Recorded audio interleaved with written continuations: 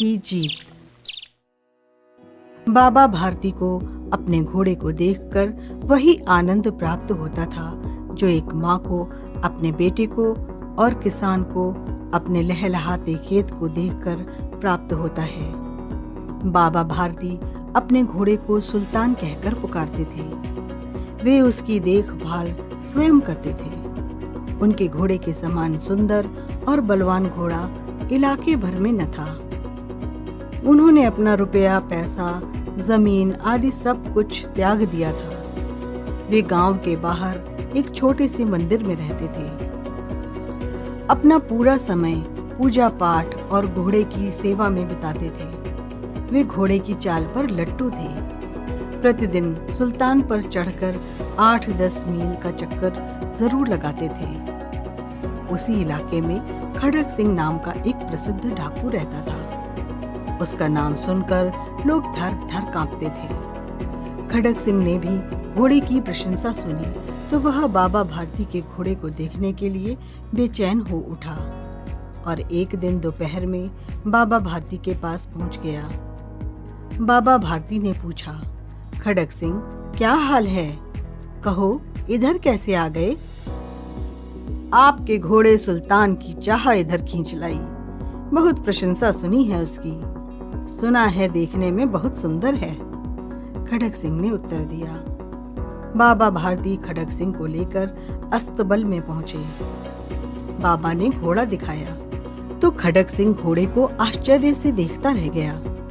उसने अपने जीवन में ऐसा सुंदर घोड़ा देखा ही न था। उसने सोचा कि ऐसा घोड़ा तो मेरे पास होना चाहिए। जाते जाते उसने बाबा भारती से कहा, बाबा जी, मैं यह घोड़ा आपके पास नहीं रहने दूंगा। यह सुनकर बाबा भारती डर गए।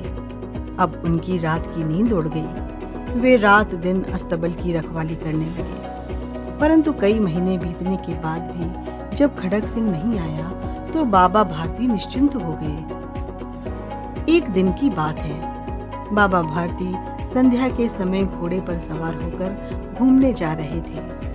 तभी उनके कानों में आवाज पड़ी, ओ बाबा, इस कंगले की बात सुनते जाना। बाबा भारती ने मुड़कर देखा। एक अपाहिज वृक्ष की छाया में पड़ा कराह रहा था। वे उसके पास पहुंचे और बोले, क्यों, तुम्हें क्या कष्ट है? अपाहिज बोला, बाबा, मैं दुखिया हूँ, मुझ पर दया करो। राम वाला यहाँ से 3 मील दूर है, मुझे वहीं पर जाना है। घोड़े पर चढ़ा लो, परमात्मा भला करेगा।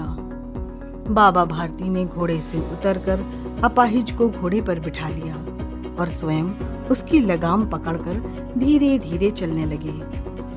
अचानक बाबा भारती के हाथ से लगाम छूट गई और उन्होंने देखा कि अपाहिज घोड़े को दौड़ाए लिए जा रहा है।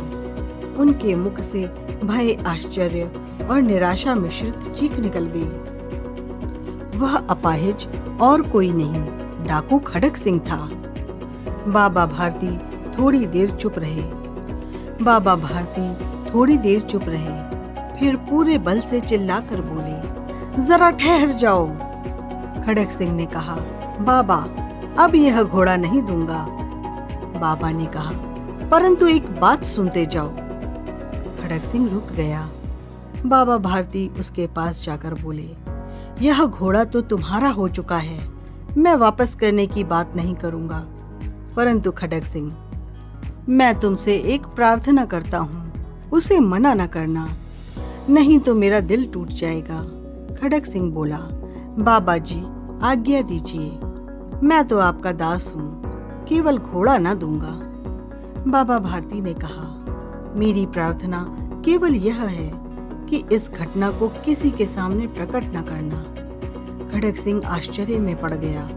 उसकी समझ में कुछ नहीं आया तो उसने बाबा भारती से पूछा, बाबा जी, इससे आपको क्या डर है?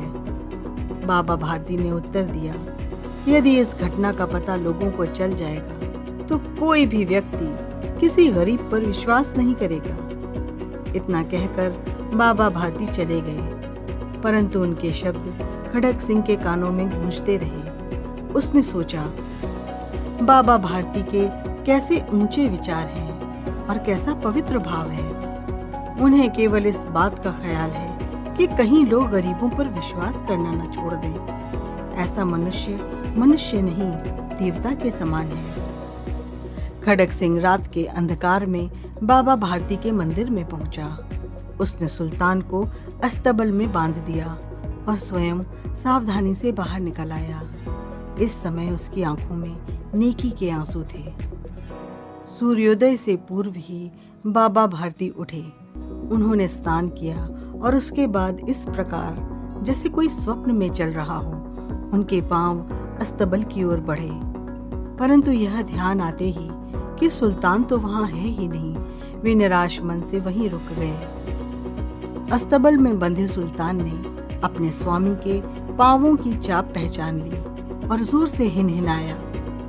बाबा भारती आश्चर्य और प्रसन्नता से अंदर की ओर दौड़े और घोड़े को देखकर उसके गले से लिपटकर इस प्रकार रोने लगे मानो कोई पिता बहुत दिन से अपने बिछुड़े हुए पुत्र से मिल रहा हो। फिर संतोष पूर्वक बोले, अब कोई गरीबों की सहायता से मुंह न मोड़ेगा।